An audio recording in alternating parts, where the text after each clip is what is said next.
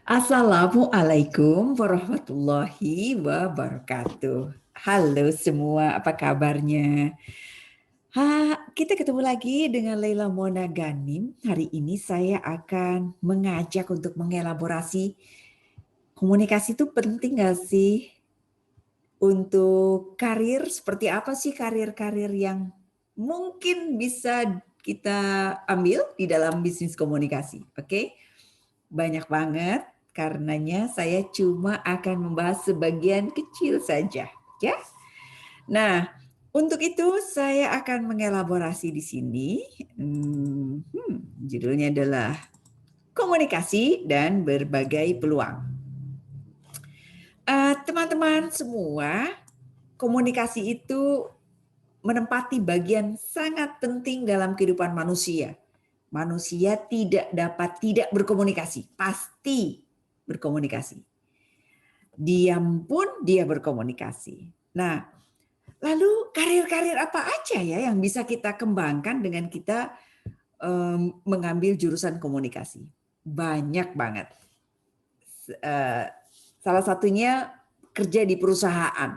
Nah, working in a corporate dalam konteks komunikasi atau kerap kali disebut sebagai humas, lebih spesifik lagi corporate communications, ya, itu bisa berhubungan dengan PR, advertising, social media, gimana ya caranya membangun identitas perusahaan, bagaimana brandingnya, bagaimana logonya, bagaimana identitas lainnya. Kalau kita ngelihat tulisan M, lalu kita bilang, itu produk makanan dari Amerika, misalnya begitu ya. McD, kita udah kenal langsung. Atau merek produk kopi, misalnya begitu ya. Nah, itu yang dibahas di sini. Kemudian bagaimana marketingnya, sebagian ya, karena ini kombinasi corporate communication, kombinasi dari kajian-kajian komunikasi terkait dengan organisasi, kemudian juga marketing, dan satu lagi terkait dengan saya lupa hari ini. Ntar ya, dibahas, ada soalnya di dalam buku saya. Krisis misalnya. Kalau lagi ada krisis, apa yang kita lakukan? Kemudian internal communications, ya, investor communication. Ini sebagian saja, tetapi masih banyak lagi. Misalnya community relations, media relations. Ini sosial media juga terkait dengan media baru, media lama, ya. Ini sosial media, ini ngomongin media baru saja. Tapi juga media konvensional juga ada. Nah, macam-macam nih yang kita bisa lakukan nih untuk mengelola corporate communication. Dan kalau tertarik, bukunya ada di sini. Tadat, ya. Bersama dengan Pak Edi Kurnia, saya menulis buku ini. Di sini dielaborasi tentang komunikasi korporat dalam konteks teoritis dan juga praktisnya. Nah, di dalam perusahaan, strategi komunikasi juga akan membahas banyak ya, terkait dengan bagaimana hubungan dengan pemerintah, bagaimana hubungan dengan media, dengan investor tadi ya kita sudah bahas ya. Ini juga menarik nih kajian-kajian strategik ya. Bagaimana kalau kita mau menjadi ahli strategi di dalam komunikasi, biasanya itu levelnya udah tinggi ya. Nah, yang level-level yang di bawah adalah yang aplikatif ya, yang mengerjakan teknis-teknis, bagaimana berhubungan langsung dengan medianya, langsung dealnya. Nah, kalau yang di bagian atas strategisnya dia memikirkan gagasan-gagasan utamanya, rancangan-rancangan, dan lain sebagainya. Untuk itu dia harus merupakan orang yang memiliki pengetahuan yang mumpuni, memiliki keterampilan yang mumpuni, dan juga memiliki akses yang bagus. Oke, Detail-detail ini dibahas ada loh di buku itu, Strategi Komunikasi Korporat. Ternyata ini sekian tahun lalu ya. Jadi tulisan-tulisan itu mengatakan tentang ada kata strategic communication. Nah, job hunter sekarang udah mulai banyak membutuhkan ini. Jadi jangan takut, kerjaan banyak banget untuk orang komunikasi. Siapa yang tertarik untuk belajar tentang media studies ya? Akademisi bisa membahas ini, kemudian juga praktisi yang di bagian strategis di media memerlukan kajian-kajian yang mereka mereka pelajari lalu mereka gunakan dalam strategi di dalam mengelola perusahaannya gitu ya di media. Nah, media-media studies ini memang cenderung memang banyak kepada akademisi ya, kajian-kajian media. Bagaimana gender isu di dalam media, bagaimana media sosial, bagaimana budaya berpengaruh, bagaimana media film, radio, religion berpengaruh terhadap media, internet, gender, wah banyak deh, banyak banget. Bagi yang tertarik untuk melakukan penelitian, bisa mulai membahas tentang kajian-kajian media. Jadi banyak sekali, ya. Media aja banyak sekali ya. Wah, udah deh sekarang udah makin berkembang, luar biasa ya. Terus kalau mau karir di broadcasting, banyak banget peluangnya. Broadcasting career, jadi editor, jadi reporter, jadi web social media management, reporter, technical writer, dan ini praktisnya, nanti manajemennya dan juga strategisnya. Jadi silahkan ketika Anda ingin berkarir di broadcasting, luas sekali. Dan itu adalah salah satu bagian dari komunikasi. Kemudian bidang-bidang lainnya adalah masih di news media career ya. Jadi jurnalis, copywriter, artis, kemudian juga kontennya ya. Ini content creation, content management, community coordination, planner ya. Wah, luar biasa. Dan corporate communication juga bisa masuk ke sini ya, karena dia sebagai pengelola perusahaannya, perusahaan medianya juga bisa di sini. Teman-teman semua, saya tertarik dengan pandangannya dari Daniel Pink. Bukunya udah lumayan lama, tahun 2005. Dia menulis tentang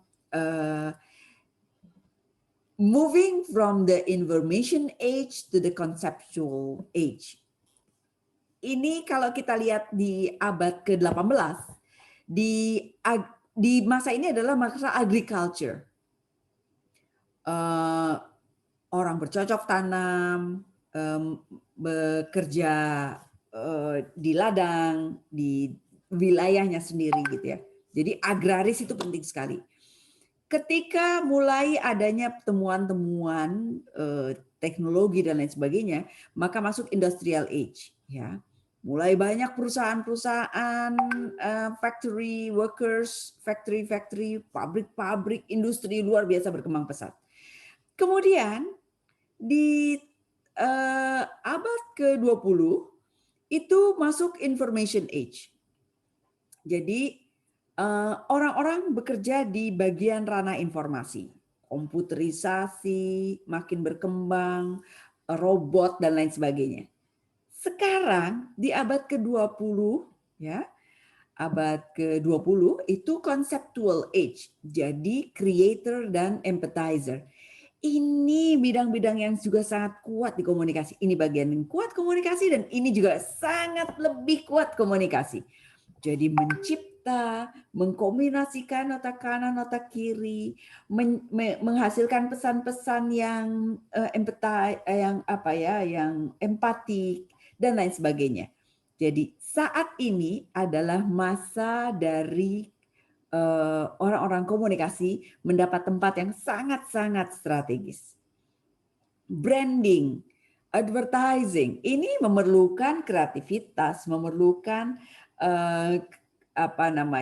imajinasi, konsep yang kuat, pemahaman terhadap industri, bagaimana menciptakan merek yang kuat, dan juga bagaimana melakukan advertising terhadap produk-produk kita. Ada yang saya pernah tulis bersama teman saya, Sili Agung Wasisa. Mas Sili ini expert di bidang PR, dan dia mengajak saya untuk menulis, dan kebetulan saya menulis tentang bagaimana membrand individu. Jadi branding produk, branding individu juga penting sekali, dan ini adalah kerjaan komunikasi. Branding bisa macam-macam ya, bisa pakai personal branding, juga bisa membrand produk dan lain sebagainya. Advertising juga menarik sekali. Advertising adalah bidang-bidang yang sangat dekat dengan industri ya, sangat dekat dengan produk-produk ya. Karir-karir di bagian komunikasi luar biasa kuat ya. Di awal kita intensif ya, magang-magang dulu deh gitu. Magang-magang dulu sambil kuliah sambil magang misalnya begitu ya. Kemudian jadi PR assistant, PR spesialis, PR account executive, manager, PR director dan lain sebagainya. Ini juga bisa jadi beda-beda nama-namanya gitu ya di satu perusahaan dan perusahaan lain. Nah, ini strategis, ini manajerial, ini teknis gitu ya. Kerjaannya apalagi? Banyak banget. Writer, author, proofreader, columnist, management consultant, media presenter, media producer, public relations officer, communication strategic, dan lain sebagainya. Banyak banget ya, kerjaannya luar biasa banyak banget. Nah, teman-teman semua di ASEAN, negara-negara ASEAN dari tahun 2015, pemerintah sudah mencanangkan masyarakat ekonomi ASEAN. Nah, mulai dibuka tuh. Nah, ini semakin sekarang ini masyarakat dunia ya, udah kita ini warga dunia, jadi kita bisa kemana-mana. Sekarang kalau kita lihat tentang masyarakat ASEAN, itu peluang-peluang untuk 10 negara kita berada di negara-negara lain itu luar biasa. Dan di antaranya ada profesi komunikasi. Nah, ini ya masyarakat ASEAN. Saya tidak akan bahas lebih lanjut. Jadi masyarakat ASEAN sebenarnya ditujukan untuk meningkatkan kerjasama dan mengurangi hambatan perdagangan di negara-negara ini. Nah, praktisi media adalah salah satu profesi yang diperkenankan untuk MEA. Ya, oke, saya skip saja ya. Ini misalnya modes of supply ya. Media misalnya mode 1 konsultasi media via internet, kemudian iklan di negara lain gitu ya kita ya.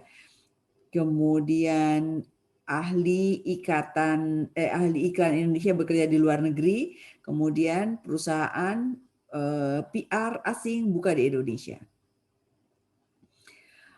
Work career and near future. Wah, banyak banget peluang karir di masa depan ya. Bagaimana praktisi public relations di era global itu sangat banyak ya. Pasar bebas sebentar lagi, teknologi informasi luar biasa berkembang, terutama masa COVID ya. Jadi urgensi untuk orang terbiasa dengan teknologi itu luar biasa ya, berkembang pesat sekali.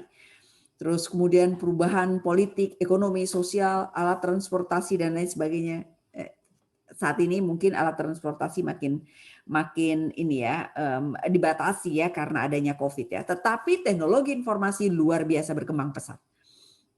Implikasinya perdagangan, investasi, politik, arus informasi, networking makin luas dan makin kompleks ya. Berbagai corporate bisa bekerja sama di Indonesia. Nah, public relations atau salah satu bidang dari komunikasi memiliki peluang yang luar biasa untuk berkembang. Kita harus mempelajari bagaimana perilaku konsumen dalam mengkonsumsi produk. Kalau kita balikin sama konsep model komunikasi, bagaimana komunikan ya dalam menerima pesan, dalam menerima pesan-pesan yang kita sampaikan sebagai orang komunikasi. Di situ mereka akan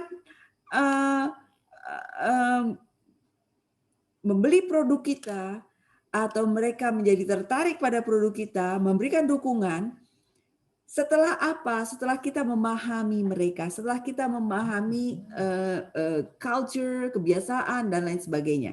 Karena pemahaman terhadap konsumen kita sebagai komunikan itu juga penting. Dan ini di dalam advertising, di dalam PR itu juga dipelajari.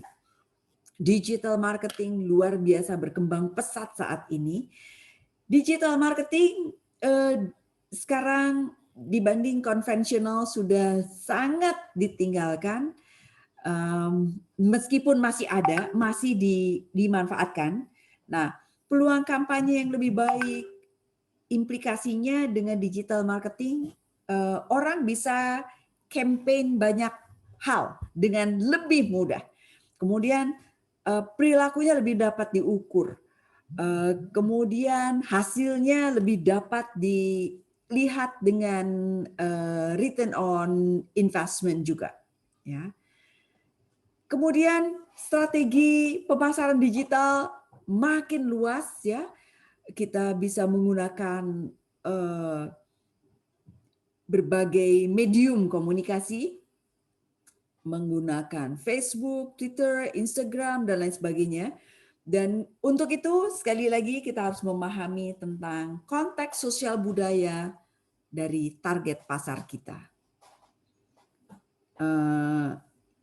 Ini teknis-teknis yang silahkan dipelajari ya. Nah, digital marketing membahas banyak hal yang sekarang ini penting dan sangat penting untuk kehidupan kita. Ya, kita nggak bisa kemana-mana, apalagi dengan COVID ya. Penjualan, pembelian ya dengan digital. COVID-19 membuat perubahan besar pada kehidupan kita. Dan apa hubungannya sama komunikasi? Banyak sekali. Alih-alih komunikasi diperlukan untuk menyampaikan pesan-pesan, termasuk juga untuk menyampaikan perubahan-perubahan perilaku yang diharapkan di sini. Jadi COVID-19 membuat perubahan signifikan pada keterampilan dalam kita berkomunikasi. Dalam peluang-peluang bisnis, peluang-peluang orang-orang komunikasi untuk bisa memanfaatkan potensi dirinya. Dan di sini saya membuat komunikasi kedokteran. Di dalam buku ini bagaimana komunikasi dokter dengan pasien dielaborasi lebih mendalam. Jadi praktisi dan akademisi dari ilmu-ilmu kedokteran harus semakin memberikan perhatian kepada isu-isu komunikasi, kepada bagaimana berkomunikasi efektif dengan pasien. Kalau enggak, pergi ke luar negeri para pasien-pasien yang mampu ya. Pasien-pasien yang tidak mampu akan mungkin tetap berada di sini menikmati pelayanan kesehatan yang ada di Indonesia, tetapi mereka bisa jadi tidak puas. Ya. Dan kami juga mengelaborasi bersama dengan Prof. Dedi Mulyana membuat komunikasi kesehatan ini lebih dalam lagi, lebih ceruk lagi, yaitu komunikasi terkait dengan pendekatan antar budaya. Jadi kita di ranah komunikasi jangan takut, semua bahasan-bahasan komunikasi akan sangat bermanfaat, baik menjadi praktisi maupun menjadi akademisi di bidang komunikasi. Sekali lagi, saya hanya membahas sekilas saja, terutama berkaitan dengan bahan-bahan yang kebetulan saya sudah mengelaborasi lebih detail, begitu ya. Nah, teman-teman sekalian, mari kita meningkatkan terus ilmu komunikasi kita. Juga penting untuk kita memiliki sertifikasi-sertifikasi yang diperlukan,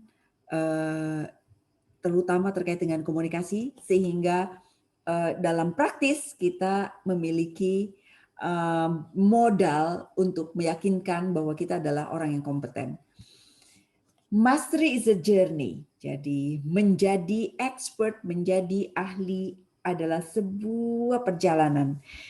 Belajar terus dengan semangat, kita pasti akan bisa mempelajarinya dan akan bisa menguasai ilmu-ilmu yang kita inginkan.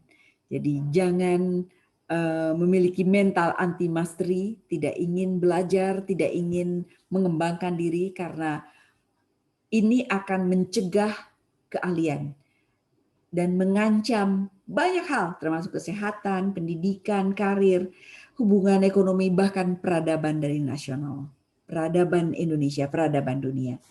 Demikian, terima kasih.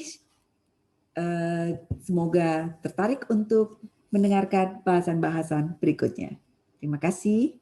Wassalamualaikum warahmatullahi wabarakatuh.